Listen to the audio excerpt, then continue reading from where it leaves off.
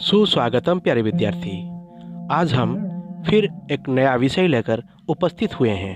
तो आज का जो विषय है और उनके जो कवि हैं वो हैं सूर्यकांत त्रिपाठी निराला। आपके द्वारा लिखित कविता वरदे वीणा वादिनी।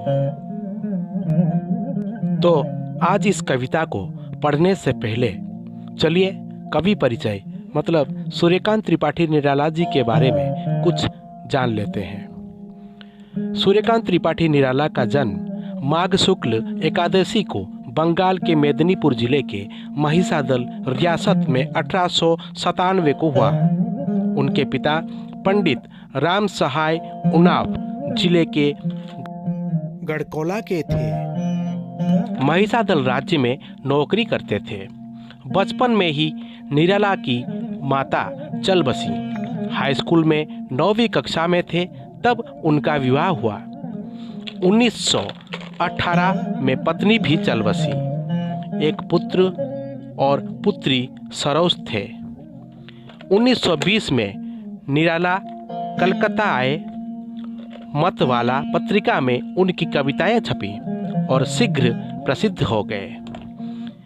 जीवन घोर आर्थिक संकट में गुजरा। व्यक्तिगत तथा साहित्यिक जीवन अत्यंत संघर्षमय रहा। उनको कष्ट भी मिला और लड़ने की प्रेरणा भी। निराला के साहित्य में संघर्ष की प्रवृत्ति दिखाई देती है, इसलिए उनको पौरुष के कवि, महाप्राण आदि भी कहा गया है। उनकी प्रख्यात रचनाओं में अनामिका भाग 1 1922, परिमल 1930, गीतिका 1836, अनामिका भाग 2 1938, तुलसीदास खंड काव्य 1938, कुकुरमुता 1942, अपरा आराधना 1953, अर्चना 1950, रामचरितमानस का खड़ी बोली में रूपांतर आदि। निराला ने उपन्यास, कहानी, निबंध, रेखाचित्र, आलोचना भी लिखे हैं, अनुवाद किया है, जीवनियाँ लिखी हैं। विश्वंभर मानव के शब्दों में छायावती कवियों में निराला जीवन के सबसे अधिक निकट थे। उनसे उनका घनिष्ठ परिचय था। जीवन अपनी पूर्ण विविधता के साथ ही नहीं, पूरी गहराई के साथ उनके काव्य में चित्रित हुआ। ओज और करुणा, विनय, विद्रोह, रोमांस और भक्ति, क्लासिक गंभीरता और हास्य व्यंग सभी को समान शक्ति से संभालते दिखाई देते हैं। एक साथ छायावादी, प्रगतिवादी, प्रयोगवादी, राष्ट्रवादी, मानववादी और ब्रह्मवादी हैं। वे मुक्त छंद के प्रवर्तक हैं, पर छंदबद्ध काव्य पर उनका असाधारण अधिकार है। मानव विचार, कल्पना और कला के क्षेत्र में विरोधी तत्वों के संपूर्ण सामंजस्य का दूसरा नाम उनका काव्य है। निराला अपने युग की सभी प्रवृत्तियों पर पूर्ण अधिकार से लिखते हैं। वे स्वयं एक युग हैं। परोक्ष रूप से कहना चाहते हैं कि भारतवासी जो दलित हैं, विदेशी शासन से उन्हें स्वतंत्रता के लिए लड़ने को नई प्रेरणा मिले मेघ के इन कार्यों से। फिर जो छोटे हैं, जो शोषित हैं, वे क्रांति के लिए तैयार हो जाएं। अतएव इस कविता में राष्ट्रीय भावना के साथ साथ प्रगतिवादी चेतना को जगाने का उद्देश्य निहित है। भी कहता है, हे विप्लव करने वाला मेघ, तू बार बार आ, गर्जन कर, मूसलाधार वर्षा कर, ऐसी जोरदार बारिश हो कि संसार डर जाए, ऐसा आंदोलन हो कि सारा संसार चकित हो जाए, भयंकर वज्र को सुनकर समझौता हो जाए, भारत का स्वतंत्रता आंदोलन ऐसा जोरदार हो। हे मेघ, तुझसे ऐसी बिजली गिरे कि जो गर्भ से तन कर सैकड़ों वीर, जैसे पहाड़, बड़े वृक्ष और धनी अमीर, शोषक, अत्याचारी आदि सब डर जाए।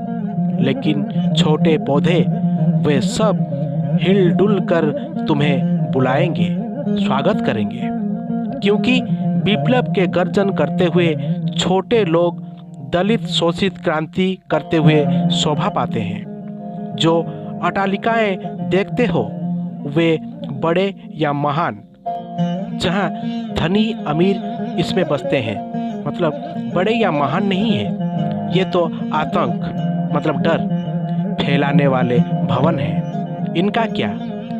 पंख या कीचड़ मतलब दलदल पर ही विप्लव जल पवित्र होता है। छोटे छोटे कमल फूलों से ही जल की शोभा बढ़ती है, मतलब पानी मानो उछल उठता है। जैसे रोग शोक से पीड़ित होकर भी शिशु का सुकुमार मुख खिल उठता है, हंसता सा लगता है। लेकिन जो धनी लोग हैं वे तो अपनी धन संपत्ति को रूंधे घर में रखते हैं, फिर भी डरते हैं कहीं यह नष्ट ना हो, जल प्लावन से बाढ़ से नष्ट ना हो जाए। वे घर के भीतर सुख से स्त्री के संग होते हैं, अब आतंकी या भयभीत रहते हैं। कातिल से बड़े लोग डरते हैं और गांव के कृषक जो शोषित होकर केवल हड्डी भर शरीर धरते हैं,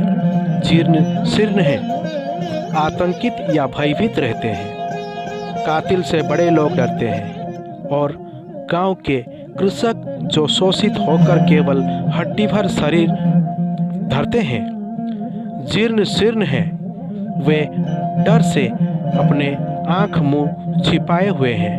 विप्लववीर, देख तेरे आने से कितना सुंदर दृश्य है, कितने परिवर्तन आने वाले हैं।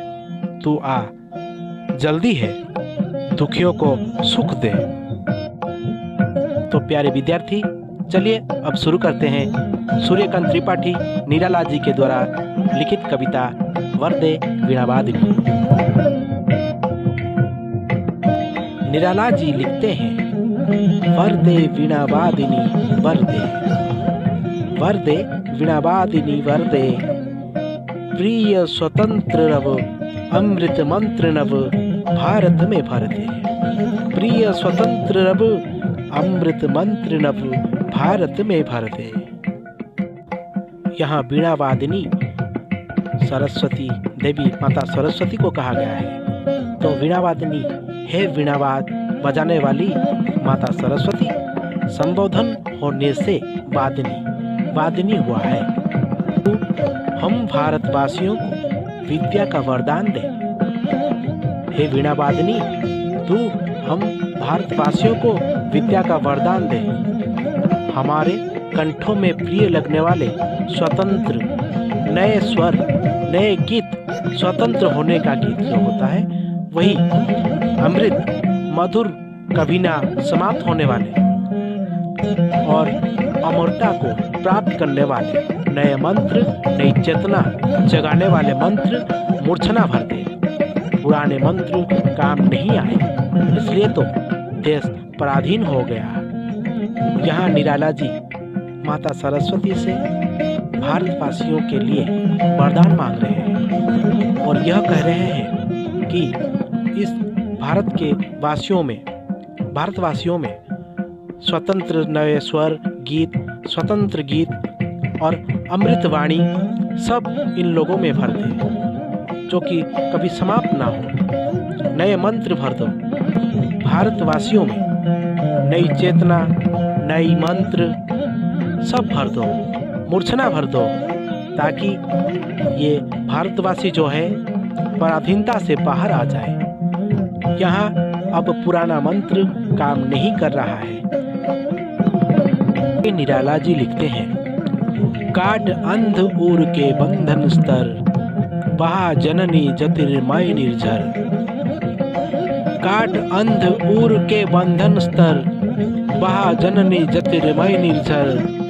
कल सुभेद तम और प्रकाश भर, जगमग जग कर दे।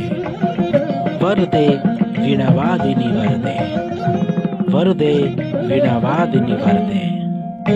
यहाँ कवि यह समझाना चाहते हैं और माता सरस्वती से कहते हैं, हे माता, भारतीयों के हृदय में, मतलब उर मतलब हृदय में जो रूढ़ियाँ, जो पुरानी रूढ़ियाँ हैं, जो जड़ता का, अज्ञानता का और रक्षणशीलता का बंधन है, उनके सारे के सारे जो बंधन स्तर हैं, सभी प्रकार के जो स्तर हैं, उनके बंधनों को काट दे, उन्हें आजाद कर दे। इन भारतवासियों के अंदर जो अज्ञान रूपी अंधकार है, उसे दूर कर दे। ज्योतिर्मय ज्ञान रूपी जो ज्योति है या प्रकाश है, उस स्रोत को बहा दे, मतलब निर्झर बहा दे, ज्ञान रूपी ज्योति का झरना बहा दे, ताकि उस ज्ञान की बन्या से अज्ञान, अंधकार, पाप सब दूर मिट जाए और यह संसार, ये जग जो है, जगमगा उठे, उद्भासित हो उठे, हर्ष उल्लास सारे जगत में फैल जाए। आगे निराला जी लिखते हैं, नव गति नव लय ताल छंद नव, नवल कंठ नव जलद मंद्र रव। नव गति नव लय ताल छंद नव, नवल कंठ नव जलद मंद्र रव। नव नभ के नव विहग वृंद को, नव पर नव स्वर दे।